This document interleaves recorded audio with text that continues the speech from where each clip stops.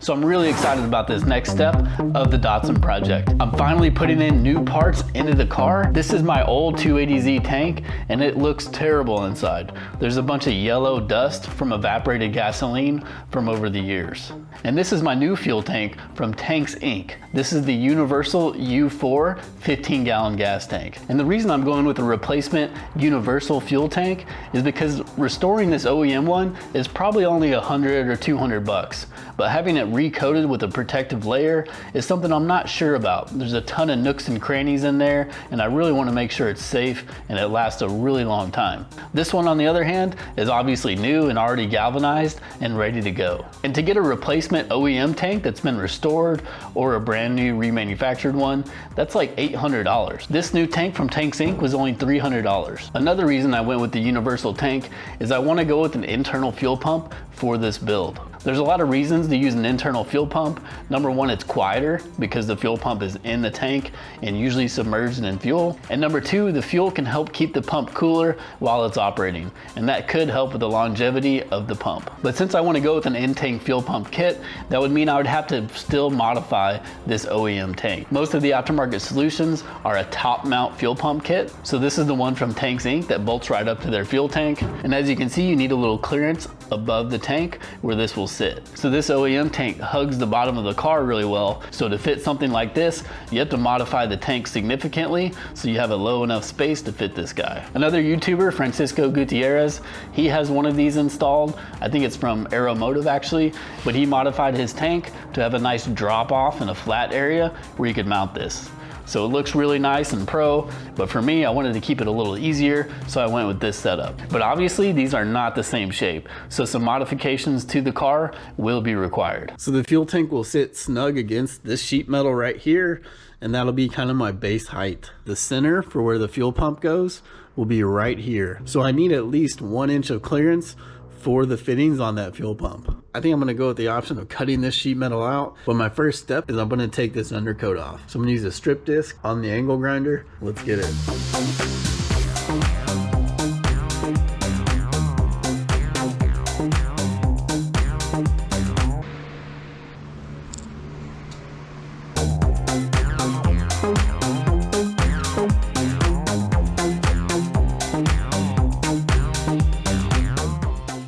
So this is the gasket that goes around the fuel pump assembly.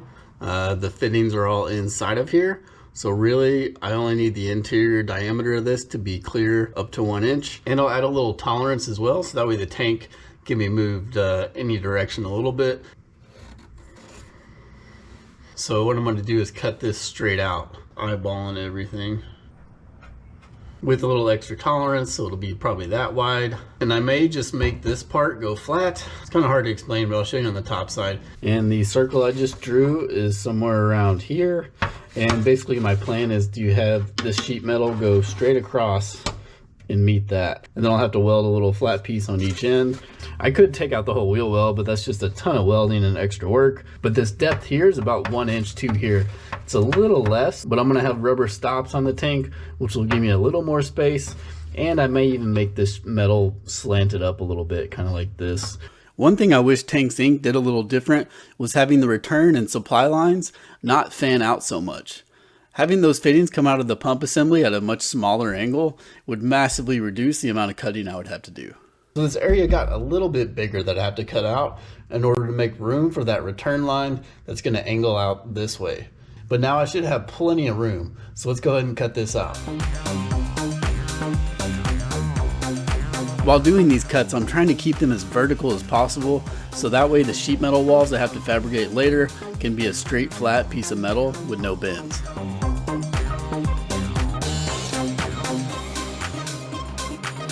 So yep, there's the giant hole I just cut. So you can see now the cardboard is basically where I'll weld in the new piece of sheet metal, and then there'll be walls on the side, but that gives me enough clearance to fit this guy. When checking the fitment, I'm keeping in mind the alignment of the fuel pump assembly when it's screwed into the tank. It can be rotated, but obviously the screw holes need to line up.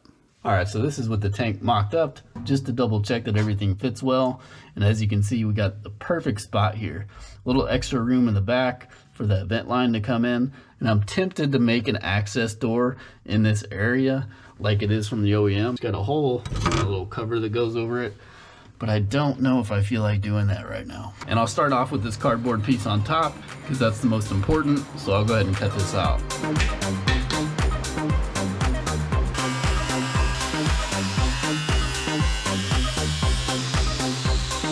I clean up the cut and of course do some fine tuning of the fitment with the carbide burr on the Dremel.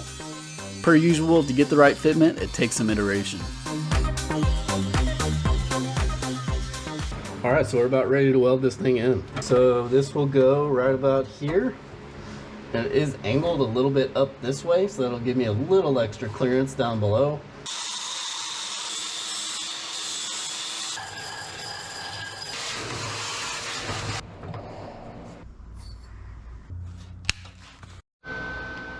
So here I'm going to leave the plate pretty flat and then weld along this edge to tack things up. And then I'll probably end up bending this up just a little bit to get a little bit more height in this area.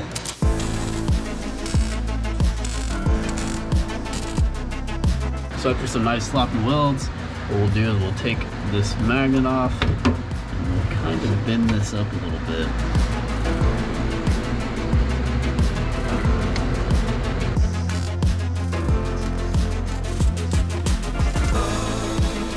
Yet again, another good time to check fitment. Make sure you got plenty of room up here.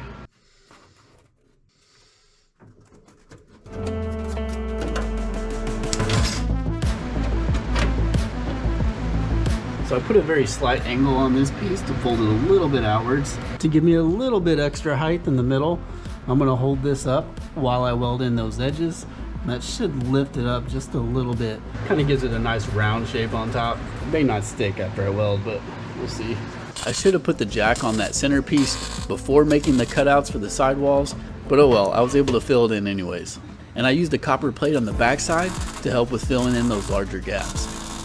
I also welded some of the seams from underneath just to fill it in a little more. And since I gave the walls a slight angle outwards, there was some extra sheet metal underneath that I could remove to give me even more room. The grinding disc and some elbow grease got everything looking pretty flush. So I successfully converted a spare wheel well to just a well, I guess. And this minimized the amount of welding and sheet metal fab I had to do, and I can still put like some jumper cables and other stuff down here. And I also put some primer down over this and then seam sealer along these edges just to keep the moisture out. At this point I was planning to install the fuel pump into the tank, but I ran into an issue, as you'll see here. But essentially the threads for these bolts that hold everything together, they seem to maybe be painted on, or they could even be the wrong threads, because no matter how hard I try to be careful about lining the threads up, it just feels like I'm kind of stripping it down all the way. What I'm going to do right now is put a magnet inside underneath right here and then thread the bolt in each of these holes, so that way I can get all those threads cleaned up if there's any paint on it, and then get the metal shavings out. What time is it again? What? My clock just broke. That clock breaking was clearly a bad omen for what was about to happen. How does that even happen? Literally sheared off one of these bolts. I don't know what I'm doing wrong. Like, these bolts go to this. Yeah, not supposed to do that. Alright, so I talked to Tanks Inc., who has really good phone support, by the way, and they are going to send me a replacement tank. So the coating that's applied to the tank does get into those threads. They have a thread chaser that they usually use to clean up those threads, but I guess with my tank that didn't get done. Alright, so this finally came in. This is some metal I got from Metals Depot. You can, of course, probably find a local shop that gives you better prices on metal, but if you go online, you can get a lot of options. And one of the pieces I got was kind of a non-standard rectangular size. So I went with the online route. I didn't have to go shopping around to see who had what. The downside of going online is Metals Depot did take like 7 business days to process the order, and then it had to ship here via FedEx, so it did take like 2 weeks to get it. But hey, if you got time, then it's the way to go. And I believe I got a 1x2, and then this is a 1.5x2, so that's kind of the non-standard sizing. And they're both 2-foot lengths, which is the shortest length that Metal Depot offers. And this has a thickness of 0.083 inches, which is, I believe, 14 gauge. It's plenty strong enough for what I need. All right, so here's the plan. On this little section right here, the tank's gonna go all the way across, and it barely rests on this little edge right here. So I want to add some steel tubing right here so the tank has something solid to rest on. So the 1-inch tubing is about the perfect height to put right here to match the height of these surrounding areas. And as you can see on this left side, there's nothing supporting the tank on the top. So when we put these straps in and start tightening it down, the tank might want to kind of tilt or pivot. So what I'm going to do is use the thicker steel tubing on that side and make a little cross member, something like this. And then I'll have to make some notches into this beam so that way it's the right height. And then to double check that these mounting surfaces will be flat, we can use this digital level, which I just got off Amazon. I think it's like 30 bucks. So the tank should be mounted up somewhere on this side. So yeah, all this should be level, and that'll give me a baseline on where to set and weld in this other support frame that goes over here.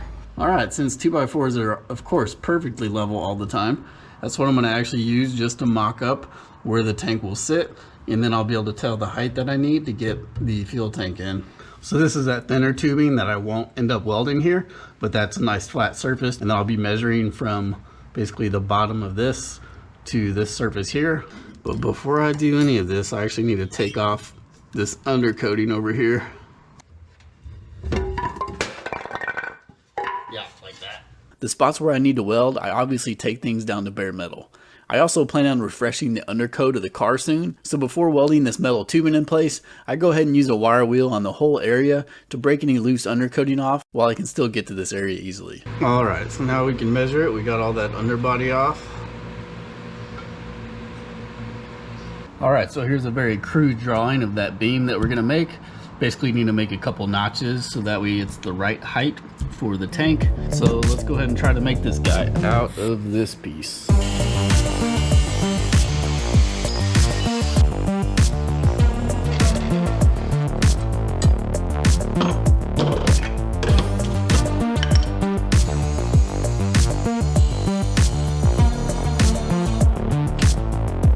So with the piece mocked up and held in by the jack, what I'm going to do to check make sure it's level is I'm going to backlight behind and use the metal bar, and we're very close.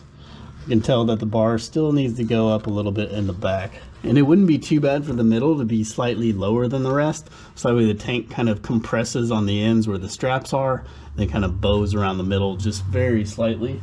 And we can also check with the level.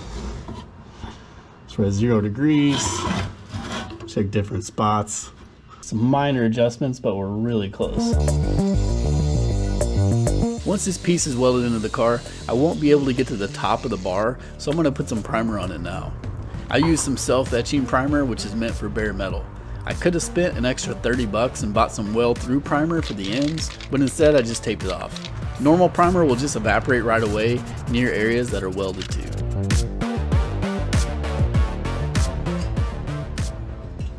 So I cut these little grooves in the bottom of these covers that I'm going to weld onto this tubing.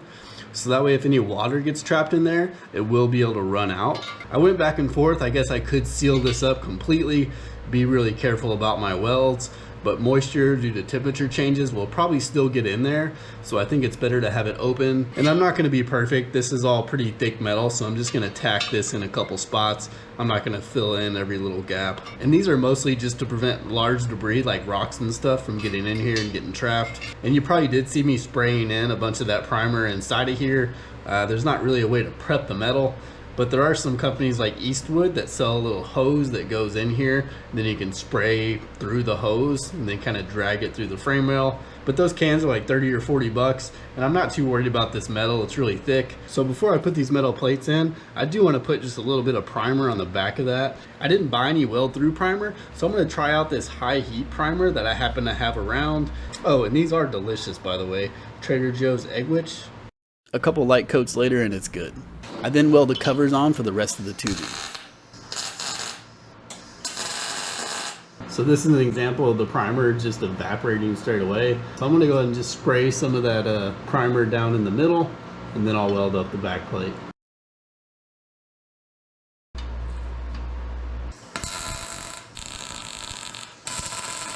Good enough. Alright, so this end right here, I won't be able to reach it once it's welded in. So I put just a little bit of that high temp primer on here just to give it something.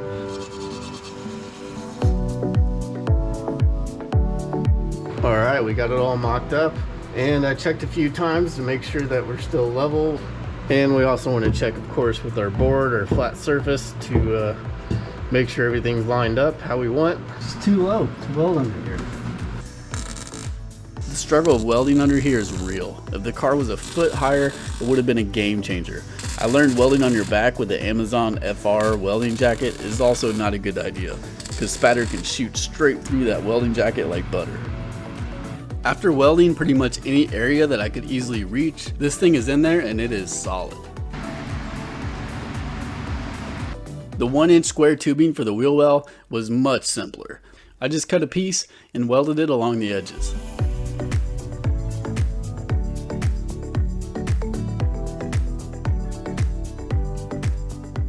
All right, so we got both pieces welded in. We got a nice flat surface for our tank to rest. Already did the 2x4 test, and there's a little small deviation here and there, but overall it's a very flat surface, and the rubber I'm going to use will account for any small little deviations. I'm not going to lie, it was a huge pain in the ass to weld under here, so don't be too harsh on judging my welds. So to get the tank in and the straps at the right length, what I need to do is use the rubber I bought, and I'll put that against any mating surfaces. I'm not yet going to adhere with some glue the rubber to the car or to the fuel tank, because I want to spray the underbody with some undercoating, in which case I will tape this off so I don't have undercoating on these mating surfaces.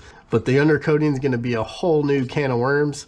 But just for this video, I'm going to mock things up with the rubber in place, and then I'll get the tank in and see how long the straps need to be, and then I'll cut them and weld them to that right length. So these are the factory straps right here, and these go all the way up top.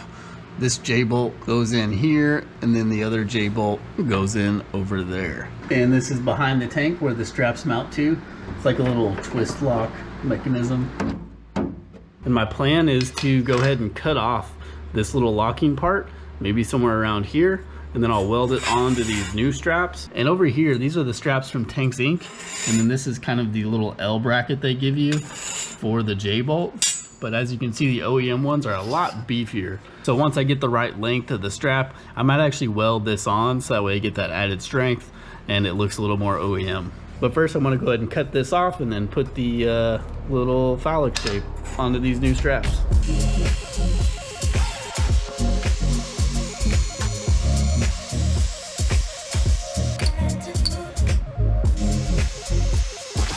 And these bends are just for shipping, so it's not really set for anything, so I'm just gonna take this out.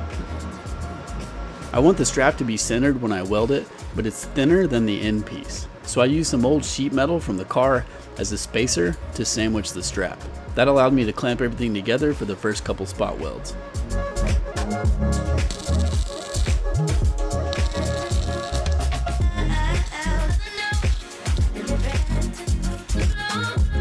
A nice heavy amount of welding there. Definitely don't want something like this to break, because there goes the gas tank. So to reuse these brackets from the OEM straps, I'm going to drill out these spot welds, probably just like these four and these two, and then cut the strap here. Then I'll put the new strap on and weld it in and do a plug weld wherever I drilled those out.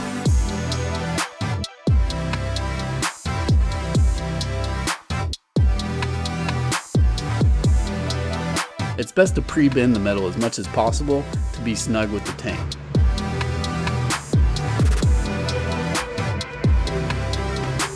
Here I want the U-bolt to have plenty of thread for tightening, but I also want the bulky bracket to be flush with the tank so that the strap can bend smoothly around the tank.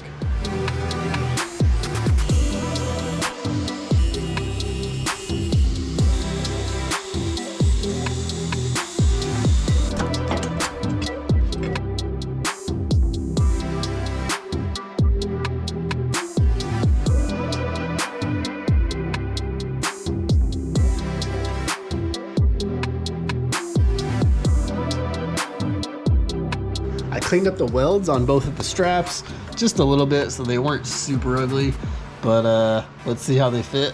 And I did buy some adhesive backed rubber to put on the back of these straps to help with NVH, but I will do that later, probably after I paint this whole thing. But right now, let's just test it out. Yes, it fits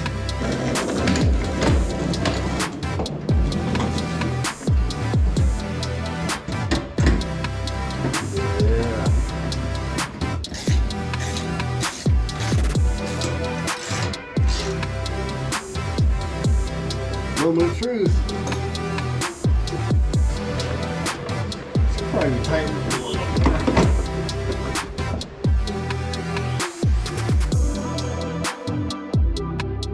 So, of course, once I put the tank in, I'll tighten these down. Probably put some Loctite on here, maybe a new lock washer. So once the new tank comes in, we can do the final assembly. Yeah, very pleased. So that is it. We got the universal fuel tank installed in the Datsun. And yes, it was quite a bit of work. We had to make room for the fuel pump, and we also had to make a little bracket to hold the tank level. But with a little bit of fabricating, we got all that done and it fits great. Now I don't have to worry about having an old dirty tank, and I'll have a new in-tank fuel pump. Stay tuned for the next video. Thanks for watching. Bye y'all.